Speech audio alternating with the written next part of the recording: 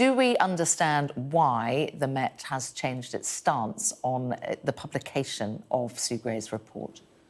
No, we don't. And that's the question that's really troubling people here in Westminster and beyond this morning, because it's not clear at all why on Tuesday the Met Police said that they were happy for Sue Gray's report to be published in full. And yet just a few days later, we get this statement which changes pretty much everything: political calculations, the Sue Gray report timeline, and of course, what comes next in all of that. I'll just read you that Met Police statement because it is worth having in full. They said this morning, for the events the Met is investigating, we asked for minimal reference to be made in the Cabinet Office report. The Met did not ask for any limitations on other events in the report or for the report to be delayed, but we have had ongoing contact with the Cabinet Office, including on the content of the report, to avoid any prejudice to our investigation.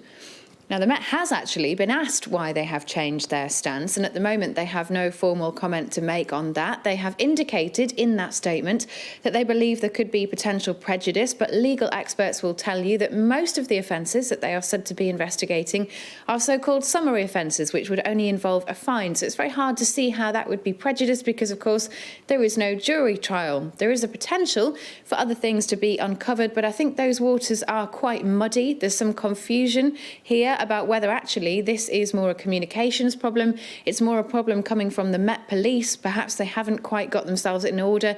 Things have moved very quickly here this week. Of course, we know that the Sue Gray report was expected earlier on in the week, and the Prime Minister was due to respond to that in the Commons. There was a long day of waiting on Wednesday when it sounded like it may or may not come. I think the team in the Cabinet Office behind the Sue Gray report have been, it's fair to say, quite frustrated by these developments. They are now making their own calculation about what should happen next. Do they publish something which doesn't include those 8 events? We don't know which events those relate to. And there is a worry that if they go down that road, then that might mean the report doesn't have much of a bite to it. It might not fairly reflect what Sue Gray believes took place within Downing Street and across Whitehall. So it might not really do the job. Or she could wait and hold back until the Met finish their investigation, but that could be weeks or even months. And there is some frustration, not just from those in that team, but also beyond. People want to see this report. It's been dragging on, and there is now a real sense, actually, from politicians across the board that what's happening just isn't good enough. We are starting to get some reaction from those politicians. Nicola Sturgeon has said things are getting murkier by the moment. The Liberal Democrats reflecting there could be an appearance of an establishment stitch-up. That's the strength of feeling. And Ian Blackford for the SNP had this to say just moments ago. Parliamentarians, we should be speaking with a very clear voice. This report must be published. It must be published in full. Let's make sure that we hold this government, this Prime Minister, to account. We get answers as to what was going on. This corrosive culture of partying around number 10.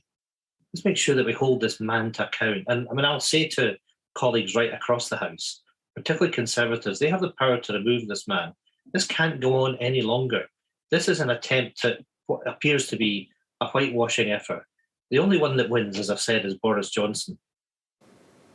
There will be people out there who want to know what Number 10's involvement potentially was in this situation, whether or not there was any leaning on the Metropolitan Police, potentially, to change the timing of this.